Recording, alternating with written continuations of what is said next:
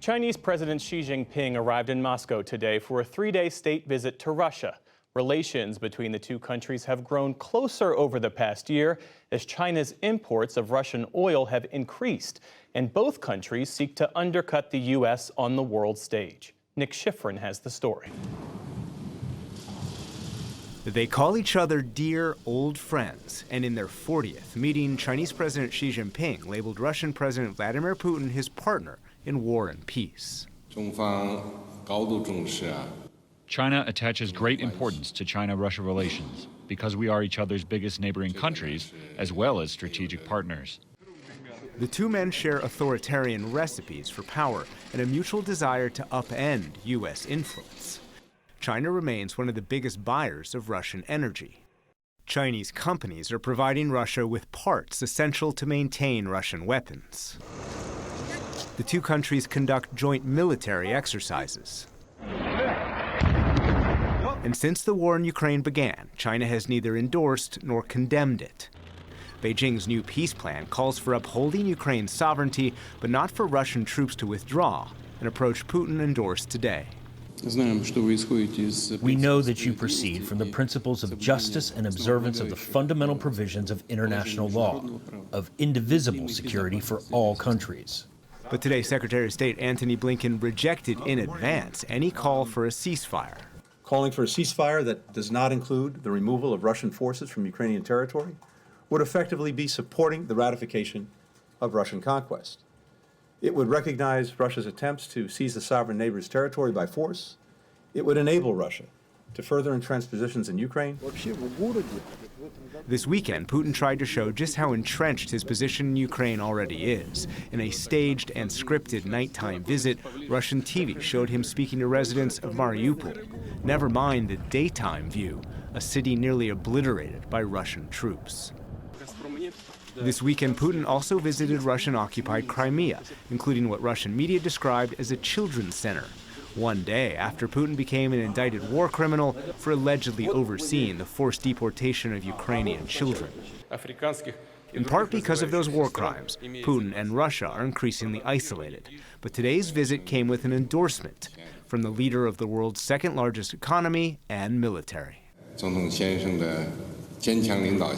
Thanks to your strong leadership, Russia has achieved significant success in reaching prosperity and well-being of the country. I am sure that the people of Russia will support you in your best efforts. Beijing casts Xi as a peacemaker, and he's expected to speak with Ukrainian President Volodymyr Zelensky following his trip to Moscow. So what is driving the increased level of cooperation between Russia and China? For that, we turn to Sasha Gabuyev, a senior fellow at the Carnegie Endowment for International Peace, who joins us from Geneva. Sasha Gabuyev, welcome to NewsHour. Thanks very much. Firstly, how important is it for Putin to get this visit from Xi? It is very important because China, over the course of the last 12-plus months, has turned into a major supporter of Russia. It's the major market for Russian hydrocarbons and the major source of cash for Putin's war chest. It's the major source of imports, including dual-use imports and civilian chips that enable Putin's war economy going. When China stands next to you or behind you, you can say that you are not isolated. So I want to drill down into what China is sending to Russia, but first, let's get the other side. How does Xi Jinping see the importance of the relationship between Beijing and Moscow right now? I think for Xi Jinping, relationship with Russia was always important. Russia is an important source of raw materials, and Russia is the only like-minded authoritarian state on the UN Security Council among permanent members. But what also colors his perspective now is this view that the US-China relationship is going off the cliff. It's continued confrontation that gets worse. And here, Russia, as a junior partner, is a very valuable asset. And that is the case especially as President Biden sees the world, or at least paints the world, in terms of democracy versus authoritarianism, right? That's absolutely right. That's the depiction that helps to bring Russia and China closer together, particularly since both are quite obsessed about what they see the U.S. democracy promotion effort. Both Xi Jinping and Putin see themselves vulnerable at home, and they definitely want to join hands to push back against U.S. hegemony. Senior U.S. officials are particularly worried about right now if China were to decide to send weapons openly to Russia. But how do you see China already supporting Russia's war in Ukraine? I think that providing cash by opening its market for Russian hydrocarbons is very important because soldiers need to be paid and all of the military procurements also need to be covered. But also China provides the civilian ships and also some of the components of Russian arms like radars and surface-to-air missiles and many other arms and Russian weapons that are used on the battlefield in Ukraine. And are these supply chains that are going from China to Russia, are they long established? Because U.S. officials have repeatedly said that Beijing hasn't made the overt decision to arm Russia. These are long-established relationships. These are not ready weapons that are complete. These are just components. But these are ties from sanctioned Chinese entities to sanctioned Russian entities that go back years and years. We don't see evidence that China has already provided some significant amount of weapons that will be lethal and that would be used on the battlefield. As I mentioned before, Beijing portrays Xi Jinping as a peacemaker in this visit as part of a diplomatic effort to try and end the war in Ukraine. How much of this visit is really about that effort? Right now, the mood in Kiev and in Moscow is give war a chance. China perfectly gets it.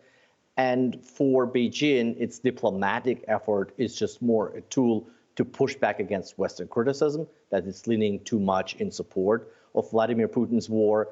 And at the same time, it provides justification for Xi Jinping to go to Moscow to engage Putin on a state visit. But that needs to be coupled with outreach to President Zelensky, which will also happen, but in a separate phone call rather than a full-fledged visit. And finally, we expect a joint statement out of this trip from both leaders. What should we be looking out for? The language might be a little bit guarded, but it cannot mask that the relationship is getting deeper. It's increasingly asymmetric. The terms are dictated by China, and then the primary target that they have in mind as their opponent are the United States of America. There will be some documents that are the underwater part of the iceberg.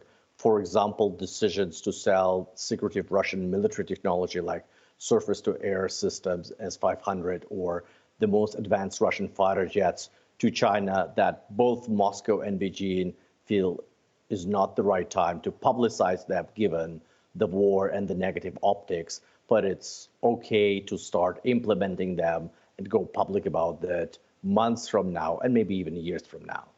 Sasha Gubuyev of the Carnegie Endowment for International Peace, thank you very much. Thank you for having me.